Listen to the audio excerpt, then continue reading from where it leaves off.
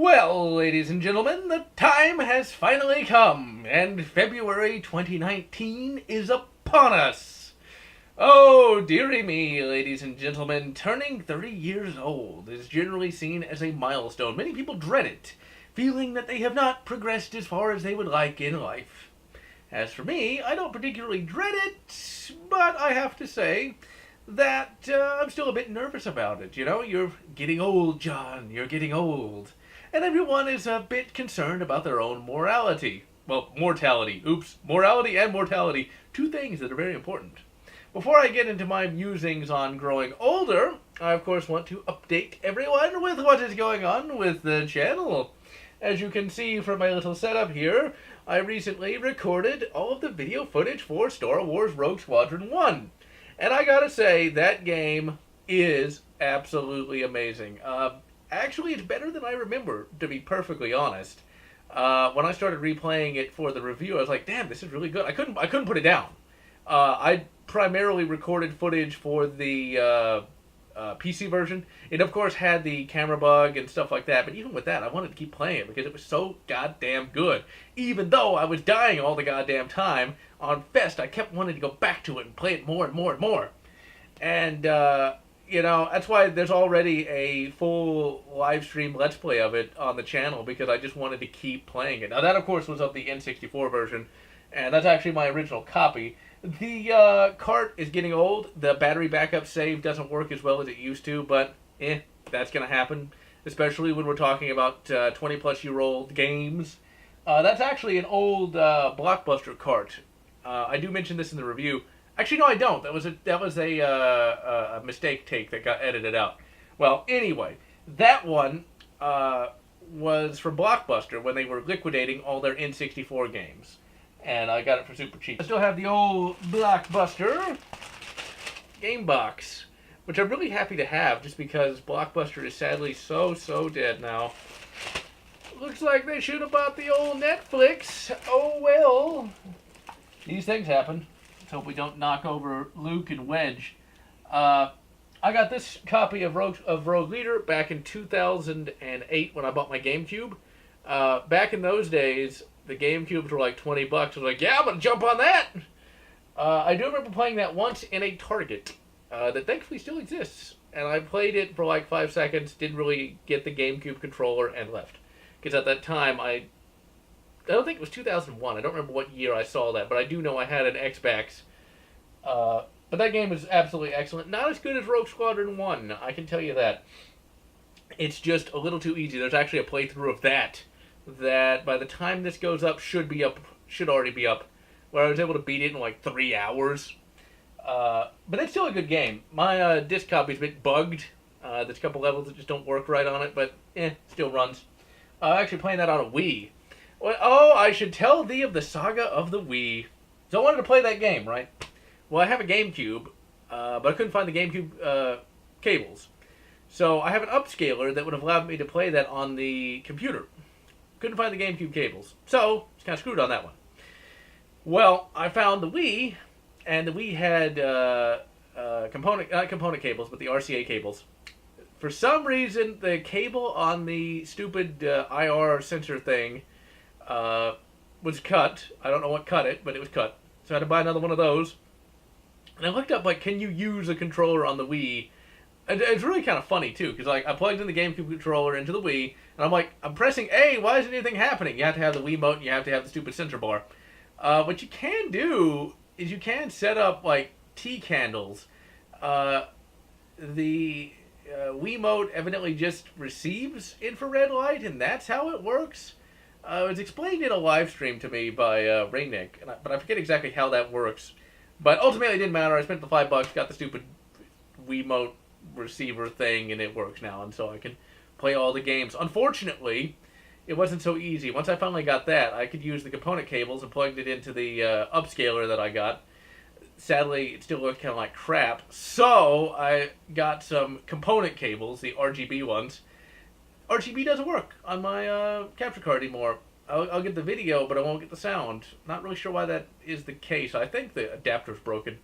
So then, Ragekill recommended to me the Wii to HDMI adapter. It's some cheapo thing from China It's $8 on eBay, free shipping.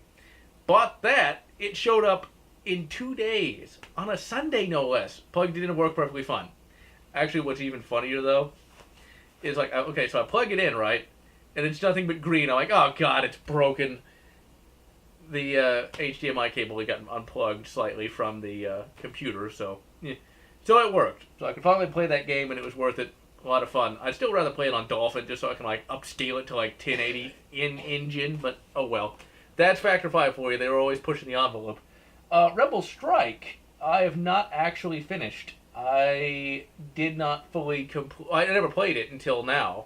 I just I hadn't even intended to review it for Star Wars year. But I got so into Rogue Squadron from just playing Rogue Squadron 1, I finally went ahead and just finished that one like fast because I really wanted to play it. And I was like, okay, I'm just going to buy that. And the first copy I bought showed up covered in brown gunk and didn't work. Thankfully, I got a refund for that. Then I bought this one. It was like $2 cheaper. Works perfect. Looks perfect. The disc looks practically new. I've only played level 1 of that, unfortunately. But the first level is quite good. I even live streamed that as well. People talk about the third-person segments being kind of lame. For me, I don't really have a problem with them. They're just kind of silly, as you'll see in that particular live stream. But I'm looking forward to finally finishing it, and it's going to get a review. My little diorama set here, I initially thought I'd put up like an X-Wing, because I do have a little Action Fleet X-Wing. Action Fleet is like the greatest Micro Machine thing ever, because it actually is kind of in scale with the little figures. I think it actually looks better than having the X-Wing up there.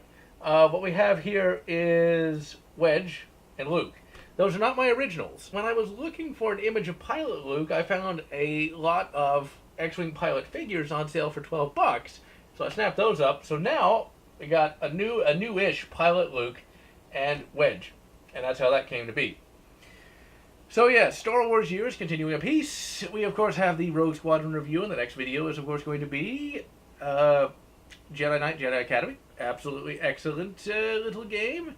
One that I am quite fond of indeed. And then following that, we're going to be taking a look at Battlefront 2, the real version, and Lego Star Wars, the complete collection. Even though I'm just now playing through the prequels. When the Lego Star Wars when Lego Star Wars came out, I didn't care because it was just the prequel crap. But when Lego Star Wars 2, the original trilogy, came out, I snapped that up immediately after it was released. So those reviews should be a lot easier to do than Rogue Squadron and the other, just because those games aren't particularly long. But then again, there still is a lot to say about both of those games, isn't there? Oh well, we'll get it done. So, live streams. Still can be doing some Star Wars live streams, but as you can see, hopefully, I don't know, I haven't done it yet, but since you're seeing it in the future, you'll already know. I think my hair is slightly messed up. There we go. I should already have done a live stream of Quake 1.5, an absolutely excellent mod. I'm going to kind of intersperse some different games along with primarily Star Wars games. By the time this year is over, I do want to finish Rogue Squadron 3 on a live stream, Battlefront 2's campaign, possibly Lego Star Wars 2's campaign, there we go, along with Dark Forces, and possibly a couple other games as well. Star Wars Bounty Hunter. I might live stream a little bit of Knights of the Old Republic 1 and 2. I don't know if I can actually finish those on a live stream since those games are so bloody long. I'm probably not going to cut together the particularly long Let's Plays. I think a 5-hour long video is probably a bit too long, but I kind of just ended up doing it. The way I see it, by having such a long video cut into just one video, is you're not constantly hunting down part 1, part 2, part 3. It's just there. And so you can watch it and then come back to watch a little bit and come back to it later and stuff like that. I do that myself. So there's that. Gun reviews. Haven't had a chance to get to the range anytime soon. So the next gun review I do want to do is on that 38 revolver, but I don't know when I'm going to get to the range this month, just because it's so busy. But that's still going to be a thing. As for food reviews, I'm not sure what to fix next, to be honest. I ran into a problem when it came to making fruit smoothies, in that I forgot how to make them, and I can't find the exact recipe that was used. As far as I remember, all I needed was frozen strawberries. That was it, and a blender. That's all I remember, and everything else calls for some kind of liquid, but I certainly don't remember using any liquid at all. So, yeah, I don't remember, so we'll just have to see what comes next in terms of food and things of that nature. Because I did enjoy making those little videos. Let's see. Any discussions on the prequels will be a month or so from now. I kind of want to spread that out a little bit. This month, the secondary video, if I'm not mistaken, is the top 13 Star Wars novels. That's going to be done either the week this goes out or the week after. We'll just have to see. And so that is that, ladies and gentlemen. So, musings on turning 30 years old. Well, for one, I personally don't have altogether that many regrets. Many people do regret things they've done in their life. I've never done anything particularly stupid. I've said stupid things, but not to the scale of what some others have done. But I haven't done anything titanically idiotic, which I'm very happy about. I think that it has a lot to do with, how I was raised and things of that nature. So big props to my family. I was very fortunate with the kind of family that I had, still have. They're not dead, thankfully. Because it was all about teaching me how to think. They never wanted to just give me, indoctrination or something like that. It was all like, well, what do you think, John? What's your opinion on this? And stuff like that. So that allowed me to actually do a lot of thinking. And, I'm the kind of person that likes to think about everything and anything all the time. I like to study a lot of information so I actually know what's going on. And I've got a lot of skepticism about a great many things. Now, it's not that YouTube skepticism crap that apparently existed. It's the legitimate kind of skepticism. The idea is that I'm not going to take anything at face value, and that's the thing. You also have to recognize in life that there is such a thing as good and evil, but shades of gray generally pervade just about anything. There are some things that are just black and white, of course. It's not like, well, is that technically bad? No, it's legitimately all bad. There's stuff like that. The thing you have to remember is that your mind is the most powerful implement that you have, and you need to learn to use it wisely. You need to study, but most importantly, you need to not be drawn in by any sort of ideology or a cult. There's a lot of different cults out there. They're not like, Scientology or stuff like that. There's a lot of things. There's a lot of different cults that want to lay claim to your mind that shall remain nameless. It doesn't matter what they're called. They're still a cult. The thing is, you need to try to maintain your independence from just about anything or everything. Now, that's not necessarily independence from other people. You can have friends that you trust. You can have friends that you listen to. But you always have to keep in mind that many organizations exist to perpetuate themselves. They're worried about perpetuating themselves versus you, the individual. It's just something you have to keep in mind. It's like a lot of the politics that go on today is just about as bad as sports teams. That was something that's something I compared the various political parties to way back when I was, a kid. And what's rather interesting about that is you see how these people act in terms of politics. They act a lot like sports fans do. Now, all sports fans don't act like that, but they're really crazy, the ones that paint themselves different colors and stuff like that. The ones that get into a fight when you say, some quarterback isn't as good as some other quarterback. It's like, who cares?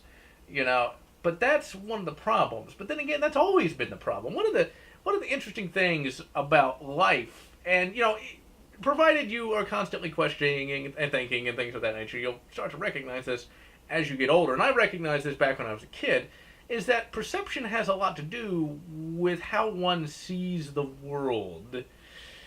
And, if you perceive something one way, but it really is another way, you're kind of blinding yourself. You have to recognize that you may not have all the information, but you should also recognize that the so-called learned individuals may not have all the information either. I guess the big case in point, and one of the things that works as a good example, is, of course, Columbus. He discovered the world was round. And what's rather interesting about that is even when I was in high school, they were still teaching that, even though I knew that not to be true. So if they can get that wrong, what else can they get wrong, A lot of history and science, unfortunately, has been taken over by politics. People will lie. 2 plus 2 is 5 because it makes me feel good. It's a bit ridiculous, to say the least. You'll see people get up in arms about even media franchises. Star Wars is better than Star Trek. People will get into what I like to call bitch fights over that, and it's like, who cares? It's a media franchise. Use what canon you want. It doesn't matter. You'll see a lot of people do what I like to call jumping down the rabbit hole over the simplest of things. It's like, if you say you like this or say you don't like that, they'll get up in arms and mad for absolutely no perceivable reason. We can even see that with people wearing the wrong baseball cap. I mean, if you wear the wrong baseball cap, you're now considered persona non grata. That doesn't make any sense to anyone but the people doing it. And it's like, people have always been doing this, and they're never going to stop. It's part of the human condition. It's something you have to learn. For me, growing up, I got to see a lot of different aspects of humanity. And, even as I've grown older and have reached age 30, I've got to say, I still believe that humanity is pretty much like I thought it was when I was a kid.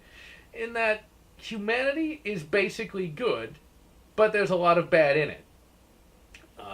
There's a lot of bad in humanity, but it's generally a good... The thing is, if humanity was all bad, then certain events would bring out the worst in humanity, but often the worst events bring out the best in humanity, the selflessness of humanity, and I think that humanity has a lot going for it. Humanity, to me, has never been just a barely sapient ape that is too busy throwing mud at itself. I've never seen it as like that. I've seen humanity as simply humanity. It's good, it's bad, it's everything. It's just part of the human condition, and you either learn to do better or you give up. A lot of people do like to give up on humanity. They say it's all terrible. To which I like to say, well, even that guy ice fishing in Alaska, that guy's bad? And they'd probably come up with some excuse saying, yes, of course he's bad. How dare he hurt the fish? Or something like that. It's ridiculous. That's the thing, in those media... That's another thing you gotta keep in mind. Writers are human, too. And writers can easily have their own bias infect a work. You ever notice, a lot of the hard SF writers really hate humanity? And they all have weird sexual perversions as well. They all really seem to like infidelity for whatever reason. You ever think that maybe it's just because they're weird, they're not actually really predicting the future, and things of that nature? There's one writer in particular that stands out. Isaac Asimov can be really good, but you gotta remember what kind of guy he was. He was like the stereotypical nerdy kind of guy. And I think some of his views on humanity can be warped just a little bit. There's one story he wrote. I think it got repurposed as a Star Trek idea too, but there's one story he wrote. I think it's like Nightside or Nightshade or something. Ugh, I need to actually get something to drink. It's basically where the sun goes into a total eclipse for a day. Now, on this planet, the sun never goes out. And so, in his story, when the sun goes out, everybody goes crazy, killing everybody, blowing up the city, and it's like, wait a minute.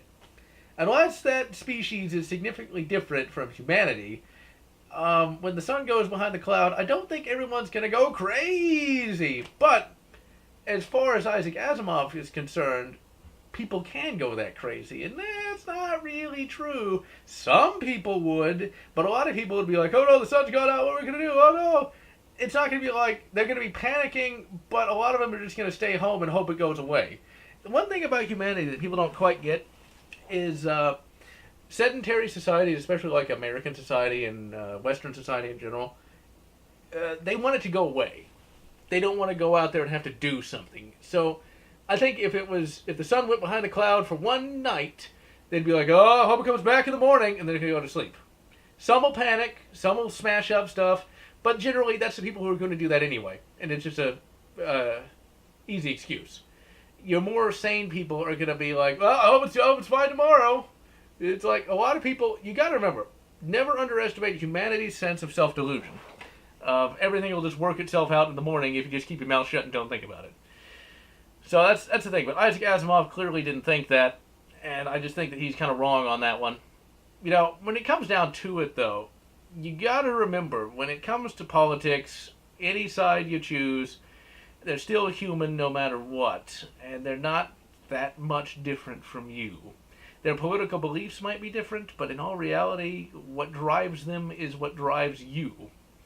And not everyone is quite as different as you would think. Now, I'm talking only in the most general of senses. Like, a serial killer is very different from you, but your average person, even the screaming Antifa member, is not that different. He's not some kind of alien. He's an idiot, but he's not some kind of alien.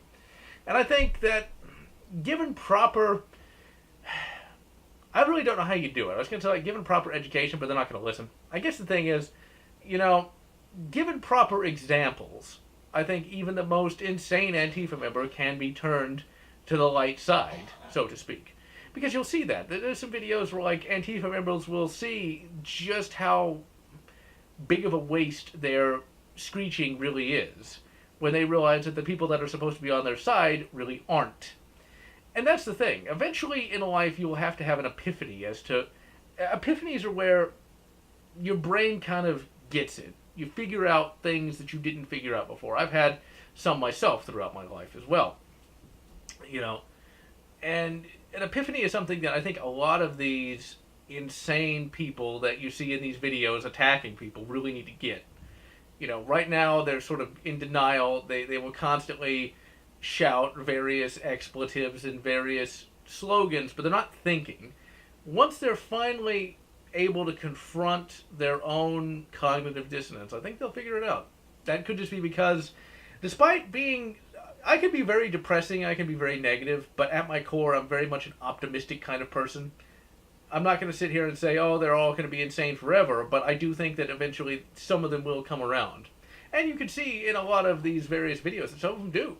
Once you finally find that reality isn't what you thought it was, you have no choice but to finally wake up to how things really are.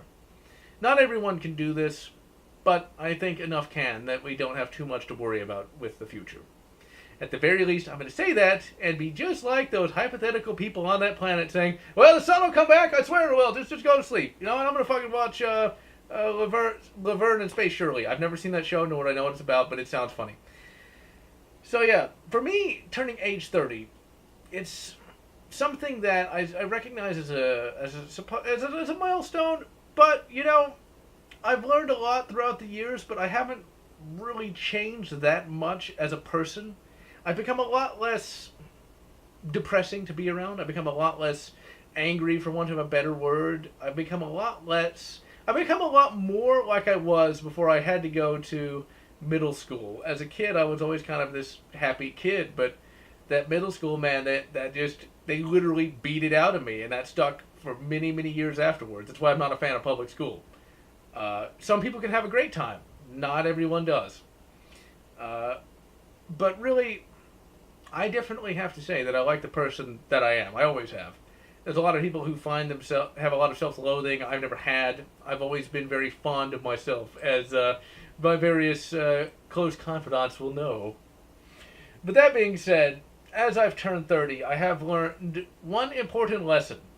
You can be wrong.